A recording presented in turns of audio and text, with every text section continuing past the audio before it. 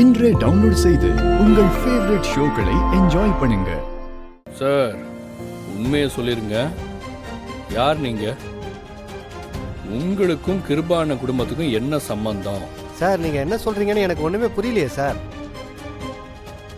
Sir, ஒழுங்கு மரியாதையா உண்மையை சொல்லிட்டீங்கன்னா உங்களுக்கு நல்லது. இல்லைன்னா அதுக்கப்புறம் நான் வேற மாதிரி விசாரிப்பேன். சார், உண்மையிலேயே நீங்க சொல்ற ஆள் யாருன்னு எனக்கு தெரியல சார். அவங்க விவரம்லாம் கூட எனக்கு எதுவுமே தெரியாது சார். நீங்க வேற யாரையோ நினைச்சுக்கிட்டு என்கிட்ட பேசிக்கிட்டு இருக்கீங்கன்னு நினைக்கிறேன். என்ன சார், உங்ககிட்ட சும்மா வாயால பேசினா வழிக்கு வர மாட்டீங்க போலயே. ஏய், என்ன பண்ற நீ? இவர் சொல்றத பார்த்தா உனக்கு போய் சொல்ற மாதிரி இருக்கா? மரியாதையா பேசு. உண்மையை மறைச்சா பின்ன என்ன பண்ண சொல்ற? நீ ஒன்னும் பேச வேண்டாம், நானே அவர்கிட்ட சரி பேசுறேன். சரி, நீ வந்து கேட்க. வா வா வா. சார், இப்போ நாங்க எதுக்காக உங்களை பார்க்க வந்திருக்கோம்னா, உங்க போன்ல இருந்து வந்த கால்னால ஒரு பொண்ணோட கல்யாணமே நின்னு போச்சு. அந்த குடும்பத்துக்குள்ள பிரச்சனை வந்து வீட்டு ஆம்பளைங்க பொம்பளைங்க எல்லாரையும் சந்தேகப்பட்டு சித்திரவதை பண்ணிட்டு இருக்காங்க.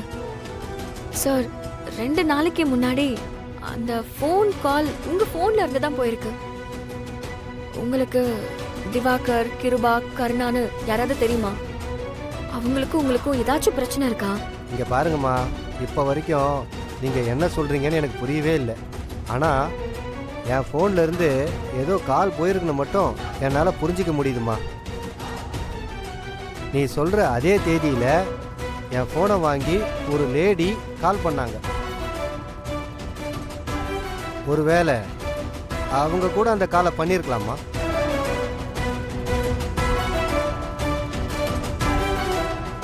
சார், அவங்க யாரு, அவங்க பேர் என்னன்னு ஏதாவது தெரியுமா? அதெல்லாம் எனக்கு தெரியாது சார். அன்னைக்கு நான் வீட்டுக்கு போகிற வழியில் ஒரு கல்யாண மண்டபத்துக்கு பக்கத்தில் நின்றுக்கிட்டு இருந்தேன். அப்போ ஒரு லேடி வந்து ஃபோன் பண்ணணும்னு சொன்னாங்க. அவங்க குரலில் ஒரு பதட்டம் இருந்துச்சு. நானும் என் ஃபோனில் பண்ணிக்கங்கன்னு கொடுத்தேன். அவங்களும் ஃபோனில் பேசிட்டு திரும்ப என் கையில் கொடுத்துட்டாங்க. அவ்வளோதான் எனக்கு தெரியுமா. சார், அட்லீஸ்ட் அவங்க என்ன பேசுனாங்கன்னாவது கேட்டிங்களா? மற்றவங்க பேசுகிறத ஒட்டு கேட்குற பழக்கம் என்கிட்ட இல்லை சார்.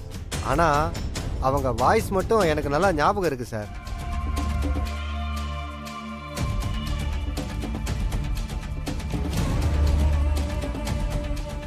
இவளை எப்படியாவது பேச வச்சு இவ குரலான்னு கேட்ட வேண்டியதான். ஏய், எல்லாத்துக்கும் காரணம் நீ தான். பொய் சொல்லாத. கண்டிப்பா நீ தான் பண்ணிருக்க. ஏய், எத்தனை தடவை நான் சொல்றது? நான் பண்ணலன்னு சொல்லிக்கிட்டே இருக்கல. சார், இப்போ நீங்க கேட்ட குரல் தானே நீங்க அன்னைக்கு கேட்ட குரல்? இல்லை சார், இவங்க வாய்ஸ் வேற, அவங்க வாய்ஸ் வேறங்க சார்.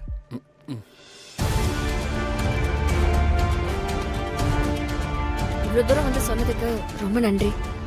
உங்களை நாங்க ஏதாவது கஷ்டப்படுத்திருந்தா எங்களை மன்னிச்சிருங்க.